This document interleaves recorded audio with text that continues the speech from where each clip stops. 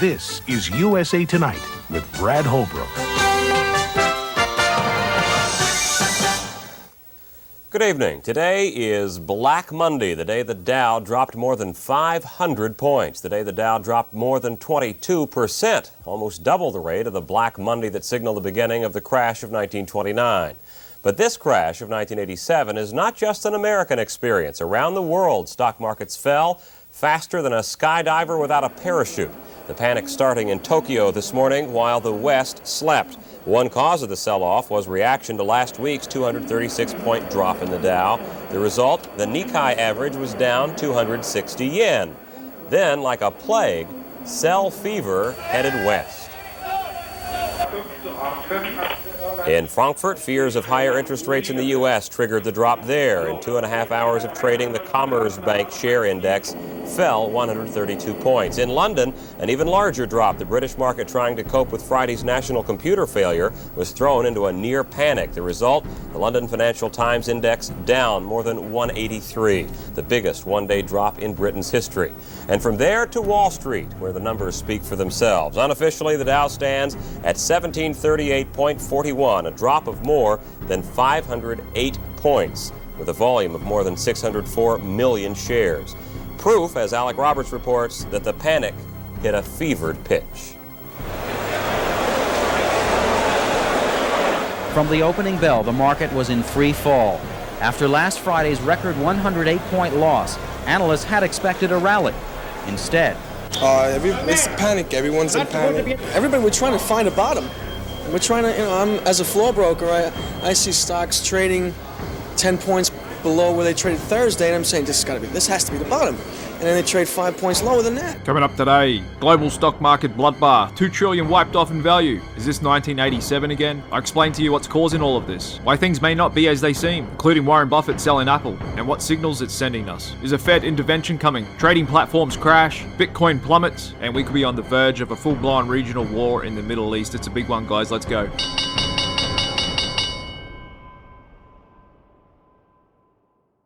And a warm welcome back, everybody, to definitely the most interesting start for a week that we've had all year. As I'm sure all of you know, we've had some massive moves across financial markets. Look at all that red across market color. The only thing green is volatility. S&P 500 oscillator, deeply oversold at 31. And as you all probably already know, it was way worse to start the day off. Massive gap down, especially in the NASDAQ. Opened down off 5%. Same with the Russell, but just like the S&P 500, there was massive signs of the dip being bought. And so I used to trade a strategy taught by Bright Trading in the early 2000s called opening orders, where you'd work out where futures are just before market open, where stocks should open, and then you'd add an envelope around that fair value, trying to take advantage of a temporary mispricing and gap. And so that strategy, which has long been pretty much arbed away by the algos, would make its best profits on days like today, huge gap ups or gap downs. And so it was a great day to buy the dip off the open, even just for a short-term trade or to top up long-term accounts. And I certainly did some of that this morning myself. Big gap down on Microsoft, ARM Holdings. Palantir open trading this morning at $21.70, and we've just got earnings after the bell, currently trading up at 27,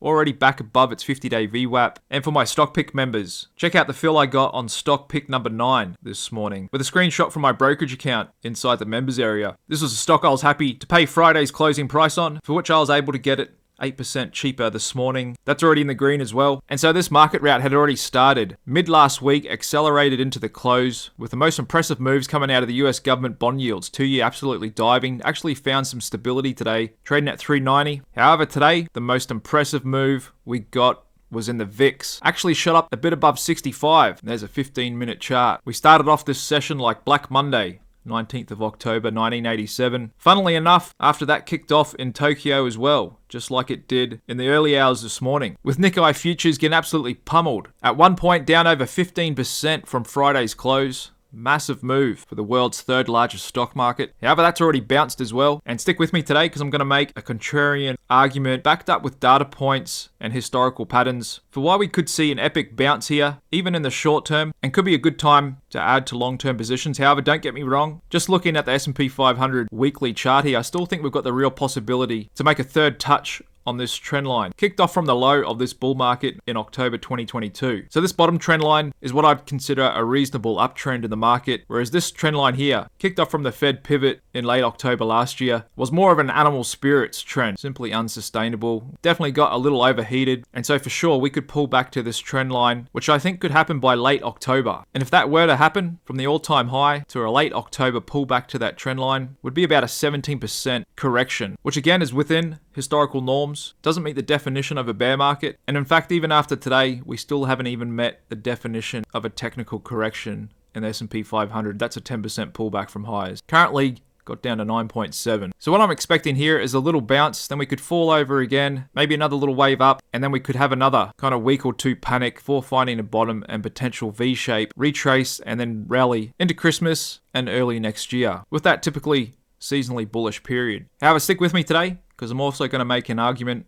as to why I think this is a massive and sharp global deleveraging event in risk assets versus a structural risk-off move, why it's not all as it seems, and I'll also show you comparisons for a very similar scenario that previously occurred in the market that it reminds me the most of, and I'll show you a few other charts later on as well. I think you're really going to enjoy this. So stick with me today, and I'll get you all up to date on all the reasons behind all of this and what it could mean going forward. So for sure, very bearish day across the board. We can see that. All sectors red. This was a mass liquidation event. Even commodities came off today, and that's why I believe it's more a deleveraging, as we didn't get a rotation into the defensive sectors, nor the US dollar and gold, which I'll come back to on the charts later as well. First, let me just explain to you the reasons behind this heightened volatility in the market at the moment. As I'm sure you all heard, the yen carry trade blowing up, Japanese stocks getting created yesterday, and its worst day since 1987, as I'm sure you've heard. The global carry trade unwinding. Just a quick refresher for those of you who don't know what the global carry trade is. Basically borrowing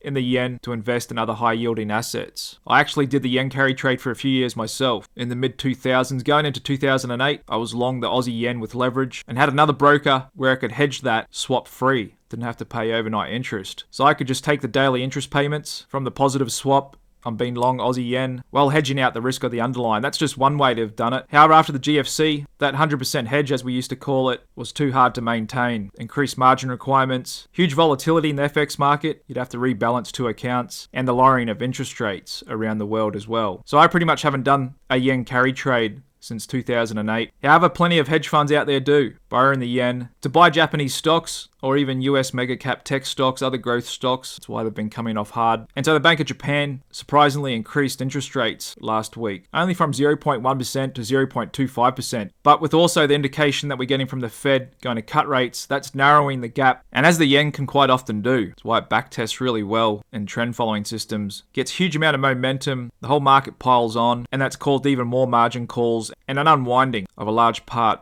of the yen carry trade. And whilst it still could potentially have further to go, I'm 70 to 80% sure that we've seen the worst of it, at least when it comes to the volatility market and the VIX spike. So no one really knows the exact size of the global yen carry trade, how much yen has been borrowed to invest in risky growth assets. However, the signs that we do have out there have started contracting, and by some estimates, probably around 2 to 3 trillion, which is definitely a sizable amount in the global financial system. However, I disagree with the headline of this article that your stocks now trade at the mercy of the Japanese yen. That's kind of ridiculous. Maybe for today they did, but looking out in the long term, your stocks trade at the mercy of the underlying earnings and the ability of management to increase book value over time. The global financial system, assets out there, well over 100 trillion. Just 2 or 3 trillion of that is not going to have your stocks trading at the mercy of the yen for an extended period of time. This is just fear running rampant throughout markets and a massive deleveraging of risk, causing some uncoiling in the volatility market that had come off a rock bottom low that we're at for months. And I actually agree with this Japanese fund manager, Masakazu Takeda, who managed the Hennessy Japan Fund for 18 years. He's still bullish. He points to Japanese companies starting to adopt policies more in line with international peers. Notes the abrupt downturn in Japanese markets are directly attributable to the Bank of Japan's interest rate increases in currency rate. He notes the situation isn't as dire as the sell-off would suggest. He said we should not lose sight of the fact that Japanese yen continues to be the only major currency with negative real interest rates, adding that it's unlikely likely the yen will strengthen against the US dollar as it did in 95 and 2011. Although the carry trade may be less profitable in the past, he argues there's real reasons to be optimistic Japanese companies won't backtrack on the progress they have made. So he's saying this is more of a temporary setback, just a reshuffling in financial markets. And again, then zooming out to a weekly chart on the dollar yen. I mean, we've seen way bigger moves in the yen going back in history. And actually just looking at the Aussie yen, which is really risk sensitive, it's currently putting in a huge spiking hammer formation. Like I said, I'm 70-80% sure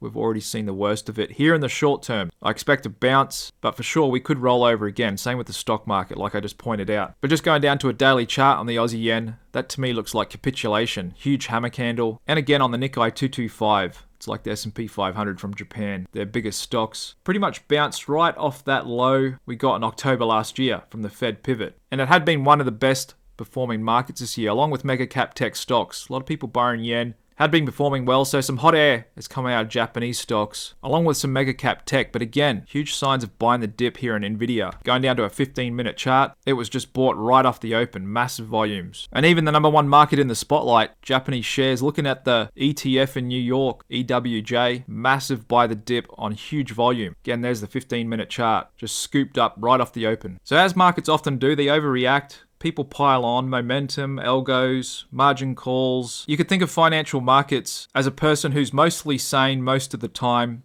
doing logical things, but then every now and then just goes on a bender, gets massively drunk, becomes bipolar for a few days, a few weeks, before taking some medicine and calming down again. So I've seen this so many times in my 20 years of trading and investing, and the older I get, the more I see it as an opportunity rather than something to be worried about. And so just looking at this table here, bit of a bird's eye view on the size of global financial markets. Like I said, the yen carry trade, no one really knows. However, it makes sense to me. It probably is around the 2-3 trillion. Who knows? It may be 4 or 5 trillion. That's the amount of yen that's been borrowed to invest in risky assets. However, that's nothing compared to the size of the global bond market, 133 trillion, global stock market, 108 trillion. So these headlines that now your portfolio trades on the yen carry trade, the data just doesn't simply back that up. And the data on this chart here is a few years old, showing the average daily traded value in US stocks, about 240 billion. I just checked with ChatGPT. It estimates current daily traded value on average in the US stock market's a bit above 400 billion, along with about 100 billion in Asia Pacific, and it's sad to report. But thanks to overregulation, overtaxation, socialist policies, there's just not much liquidity in Europe's stock markets. That's still about 50 billion. So all up, it's about 550, 600 billion in average daily traded in global stock markets.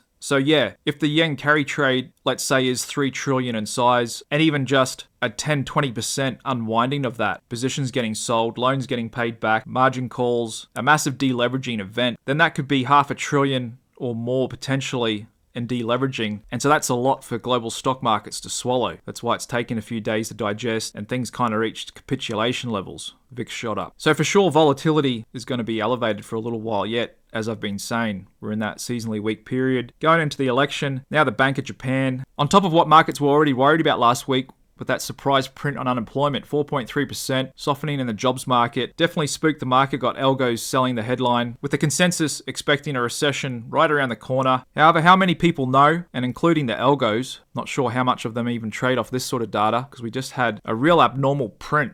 And that's the record jump. The amount of people who couldn't work in July due to weather, 461,000, well above what we've seen in the past. In fact, the average for July is 41,000. And so this could have negatively affected the unemployment rate. And wouldn't it be a huge surprise for markets if the unemployment rate we got next month actually came in lower, 4.2, 4.1. And so bond yields went into a nosedive late last week. Market quickly pricing in a recession, saying the Fed stuffed up, they're way behind the ball. Then we had the Bank of Japan, jack rates, carry trade unwinding, increasing momentum. Then on top of all that, we woke up to news this morning before market open of Warren Buffett chopping his Apple stake in half, his number one position, sending Apple shares sharply lower, down almost 11% off the open, after Buffett unloaded about 390 million shares. However, according to a global research note from Bank of America, they're still bullish on Apple, saying they've still got improving fundamentals. Buffett's move doesn't change their view, pointing to the fact that Apple shares were up 23% in the second quarter, despite Berkshire reducing his stake in that time. Still pointing to a multi-year iPhone refresh cycle and that they're getting back to growth around the world. And the market certainly appeared to agree with Bank of America. Huge buy the dip on Apple shares just after we got their earnings a couple of days ago. Again, just going down to the 15-minute chart.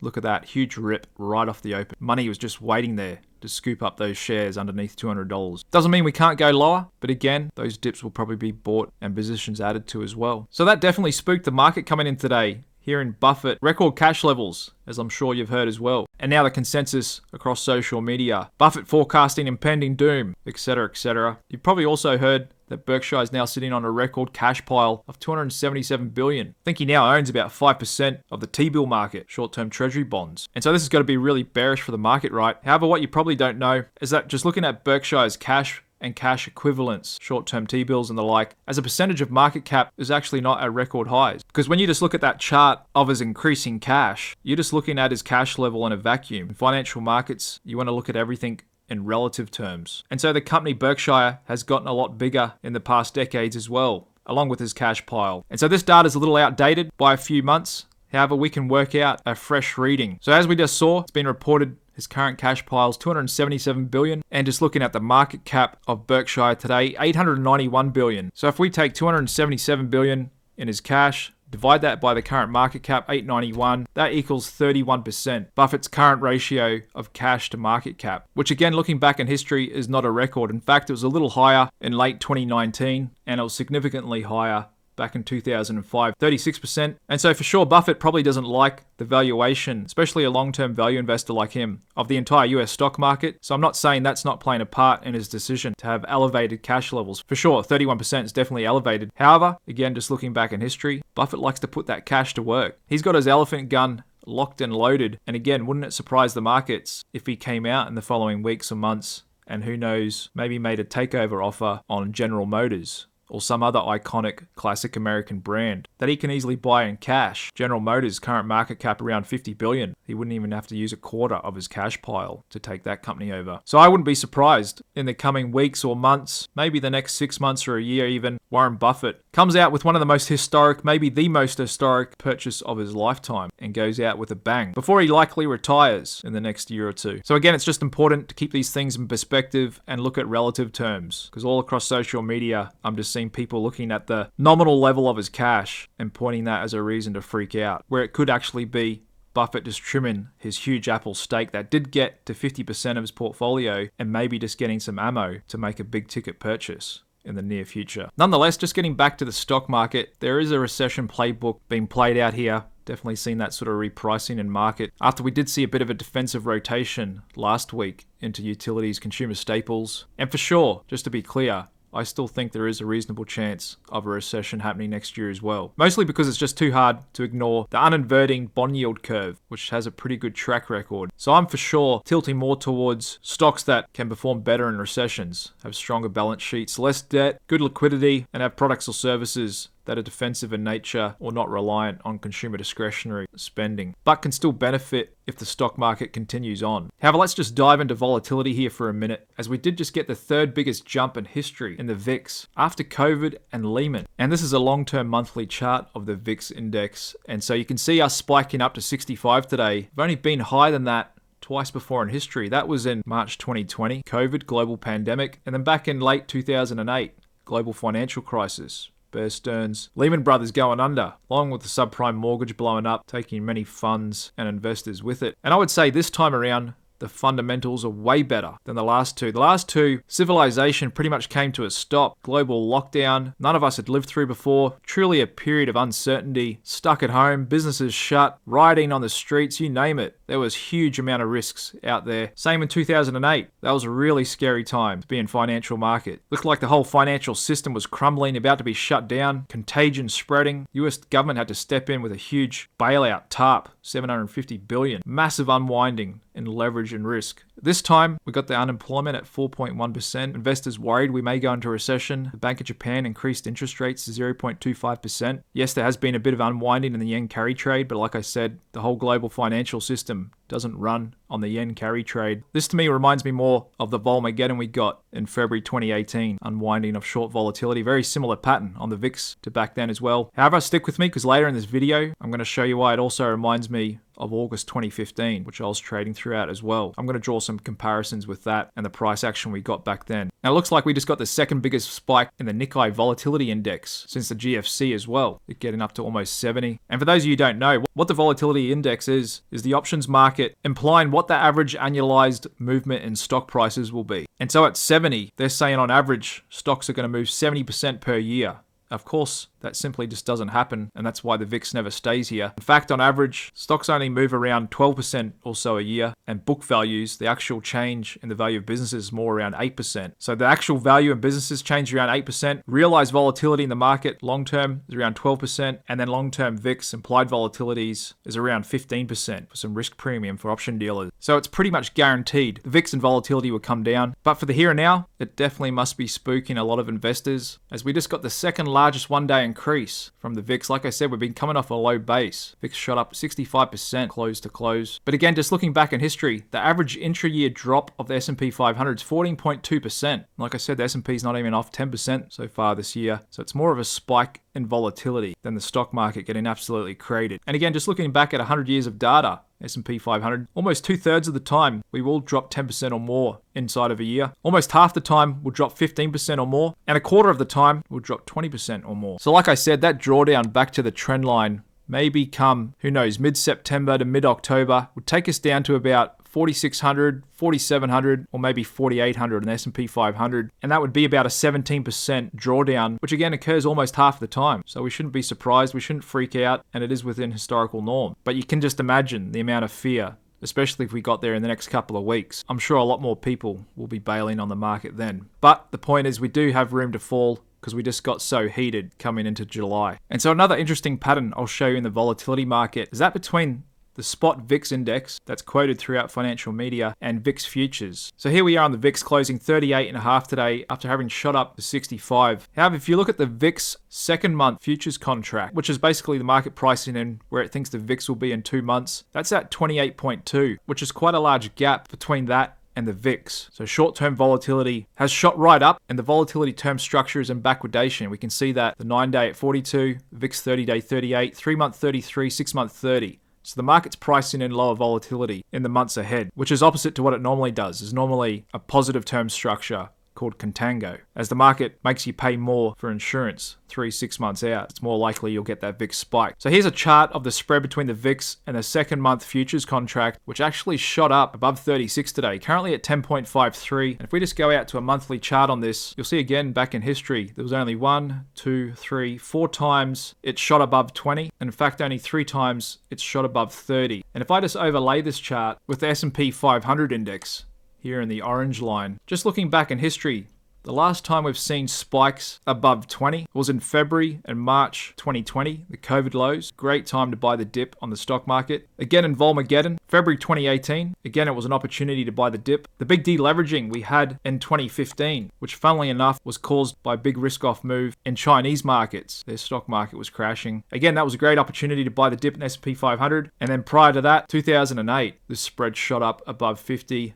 Again, another great time to buy the dip in the stock market. That is if you've got a time horizon longer than 2 months. So here we are now having another historic spike in the spread. However, the stock market hasn't done as big a pullback as last time. That's why I think it could still trade lower over the next month or two. Going into late October, even though we're probably due a bit of a short-term bounce now. And so this is a look at a weekly chart of the VIX index in 2017. Kind of similar pattern to what we've been having this year. People pile into that short volatility trade, increase leverage, and then it gets unwound really quickly like it did February 2018. VIX shot up to 50. Like I said, we got up to 65 today. A huge VIX spike. And prior to that, 2015. Which this kind of reminds me of as well. We had a big VIX spike thanks to that unwinding and leverage coming out of China. But again, it was short-lived and the volatility index fell over just like it did in 2018. Did get a little bump in there. Going into late 18, Fed stood in, saved the day again, and back down she went. And of course, COVID caught us all by surprise. Big VIX spike only lasted a bit over a month. It was more of a slow grinding higher in volatility. Whereas today, it's been a huge sharp increase for sure. Definitely is most likely blowing up a few traders, investors, and funds out there that are just simply too over leveraged and base their decisions on their feelings and hopes instead of data and history. And again, just looking back at data and history of the biggest 3-week VIX spikes and the forward S&P 500 total returns, we're definitely now in the top 10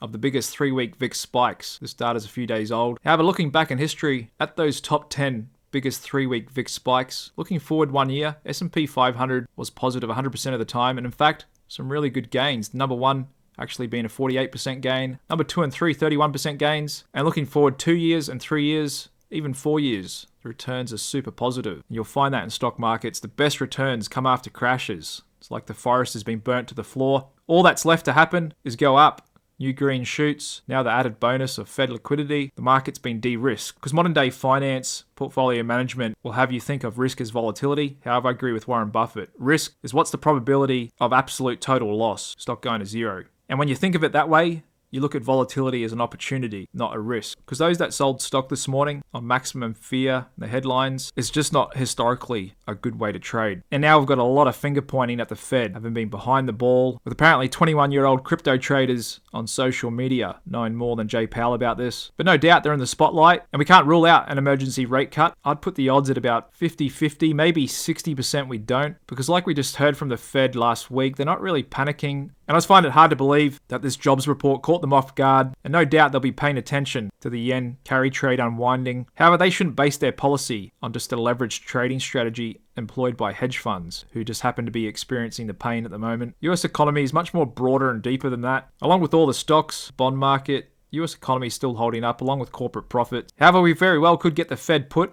They step in, offer some liquidity, quantitative easing, emergency cut, who knows, maybe a 50 basis point cut next month. But what do you think is going to happen if we get that? Well, looking back in history, March 2020, when the Fed steps in, they can step in big and cause a huge rip and rally in the stock market. So again, if we haven't seen the worst of it, which is always still possible, anything can happen in markets, then the Fed will step in and save the day, and we will have an epic bounce. And looking back in history at historical sell-offs, when we do get something bad like the Black Monday 1987, LTCM in the late 90s, quantitative hedge fund blew up, tech bubble, GFC, taper tantrum, COVID, we can see some sort of Fed put. That's when they increase quantitative easing, provide liquidity to banks, or cut interest rates. So if this yen carry trade thing does keep getting significantly worse, and stock markets come off, and credit markets start freezing up, and a federal election just around the corner, you bet your bottom dollar we're going to see a Fed put, and they're going to get underneath it. But again, it's just not quite there. Looking at the price action in high yield corporate bonds, really sensitive to risk, and credit markets did for sure start the week very panicked. Big massive gap down, but again, just like on all those other assets I showed you,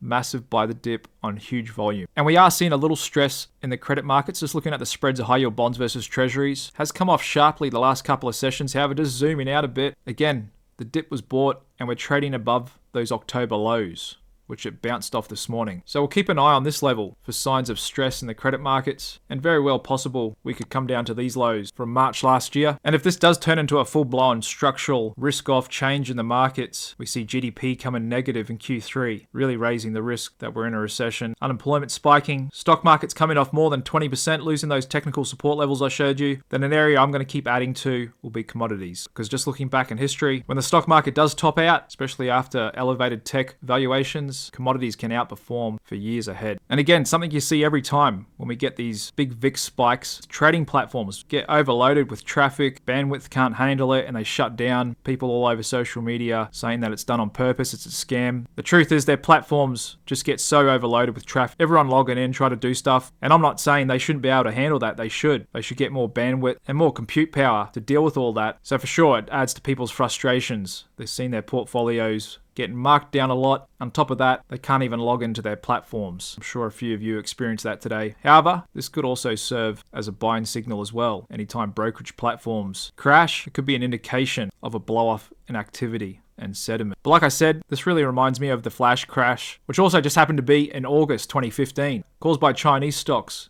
getting pummeled, global deleveraging, saw a sharp spike in the VIX. However, for long-term patient investors, it was a great opportunity to buy the dip, because you can think about it, when you're long stocks, you're pretty much short volatility. The best time to short volatility is when it's elevated. So that also makes it the best time to buy stock. And I can't say it better than the number one in this business, Warren Buffett. If you're worried about stocks being marked down, you shouldn't be owning stocks to begin with. You can't base your feelings on just the current price of your stocks in your portfolio. But if you need the money next week or next month, then for sure that's going to affect you. However, if you don't, then just try and take a long-term view and buy the dip, every dip that we get. And Warren Buffett puts it eloquently, look at market fluctuations as your friend rather than your enemy. Profit from folly rather than participate in it. And he didn't become the world's most successful stock investor from being dumb. But in fact, as he'll admit, he's not the smartest guy out there either. He's just the most disciplined and patient, been employing a simple strategy for over 80 years. And all that compounding. And just moving on, we just got earnings from Palantir. Q2 revenue growing 27% year over year, 678 million, surpassing expectations. High demand from Palantir's advanced AI systems. Government revenue grew 23%. Commercial revenue surged 55%, gave an upbeat Q3 outlook, full year forecast, and increased profit. And that's why it's trading up well after hours. Just going down to a 5-minute chart. Currently up 12.2%, 27.05. And so those that bought the dip this morning are already being handsomely rewarded. And I myself continue to remain long this stock, amongst others. And you might not know it, but buried in amongst the headlines and narratives out there today was actually the ISM Services Employment and some PMI readings, and looks at the construction jobs market actually increasing. Again, it's pretty much consensus out there that we're already in a recession. If not, it's just around the corner. And wouldn't it be surprised if unemployment rate actually came in lower next month? I'll be keeping an eye on the 10-year bond yield, looking for that to stabilize. We don't really have much on the economic calendar this week, which could be a good reason for markets to calm down. Also got oil coming off, like I said, it was massive deleveraging. Even gold and the US dollar came off. Bitcoin got absolutely pummeled. Mass liquidation event, as a lot of the crypto market is leveraged. A lot of traders have just come to this market and all they know is a secular bull market. So they've taken out so much leverage. And I saw it actually reported today, 380,000 crypto traders had been liquidated in their accounts. Me personally, in my long-term accounts, stock picks, outside of short-term swing trading, which I only carefully use a little bit of leverage, I don't use any leverage at all, being long assets. In fact, a lot of my accounts are only down 6-8% off highs. It's really no big deal in my opinion. And like I said, I was buying stock this morning. And there's a look at crude. Did do a bit of a dip buy, $72 a barrel. Gold actually sold off, appeared to have bounced off its 50-day. And there's Bitcoin as well, looking to have done a pretty good bounce off the psychological level of $50,000 a coin. But is definitely trading a bit heavy here, and had already been selling off with the increasing popularity, according to mainstream media, of Kamala Harris, and speculation that the Biden administration doesn't want a strong Bitcoin price going into the election, as that's seen to favor Trump a lot more. Just going out to a weekly chart on Bitcoin, that 48,000 to 50,000 is a big level. We have had a few turns off there before, so I'll be looking for this to hold and see whether we can get a bounce back. However, like I said, Biden administration probably doesn't want to see Bitcoin breaking out to all-time highs before November. And so on top of the surprise jobs report, at least the headline number, they got everyone spooked last week. The yen carry trade being deleveraged. Buffett selling heaps of Apple shares. Also got another worry, most likely contributing to a spike in volatility and fear out there. There's the real possibility of a full-blown regional war in the Middle East between Iran, who could be potentially further helped by Russia and maybe even China, as they could be sending military assets into the region, and Israel, backed by the West, who already have moved significant military assets into the region. A full-blown attack from Iran could happen any moment now. We've already seen attacks from Hezbollah towards northern Israel. Their advanced Iron Dome system has shot down all missiles. And in fact, we're getting reports that there's been rockets fired at a US airbase in Iraq. So this could be a full-scale attack, unlike anything we've ever seen before from Iran, who really want to squash Israel and push the West out of the region as well. Also been reported that Biden and Harris have headed to the Situation Room, with them potentially being faced with some massive decisions over the next day or two to help structure a response to Iran. So Americans in the world are relying on their leadership to get us through this crucial period. And so for sure, we could see plenty more elevated volatility in the coming days and weeks in financial market, thanks to this other risk factor out there as well. And no surprise, we got the fear and greed index back into the extreme fear zone, as markets and traders are definitely on edge here. However, just going down to a 5-minute chart on the Qs after hours as I speak. And like I've said before, when you see these huge sell-offs, you can quite often see a sharp bounce after the market closes. Currently up 1.5%, S&P 500 up 1% in the time I've been making this video. So that pretty much wraps up today's daily market review. Just to sum up, we're really oversold here in the short term. The VIX spike, wouldn't be surprised to see a sharp short-term bounce, and they're usually good buying opportunities if you're a long-term patient investor. However, just to be clear, I also think there's a really good chance we could come down and touch this bottom trend line over the next month or two, which would give us a 17% drawdown. Again, well within historical norms. And when you get these sharp moves, it can quite often at least go into consolidations before things cool down. Support levels can get retested. However, if it gets bad enough, the Fed will step in. Fed put should create us a really nice V-shaped bottom. Big bounce, because I don't think they're going to let markets go down the toilet going into federal election. So it will be interesting to see any language or updates we get from the Fed. There is the possibility of an emergency rate cut if things get bad enough. There is the real possibility of a 50 basis point cut in September. However, there's also the possibility things will calm down, and there is still well over 400 basis points differential between Japanese and US government bond yields. So I don't think the whole yen carry trade is disappearing. It's probably those that have been too leveraged, and there's been a bit of unwinding of that as the markets have been repricing. And of course, we may not see VIX below 20, to who knows, maybe after the election. However, like I said, I'd give it about a 70% chance we've already seen the top in the VIX this year at 65. Thanks very much for sticking with Click Capital. I'm interested to hear all your thoughts on today's action and what's going on. Drop a comment below this video, and looks like we're in for another interesting week in markets. So make sure you stick with Click Capital, and I'll keep you updated every day. Thanks very much, guys, and I'll see you again tomorrow night. Cheers.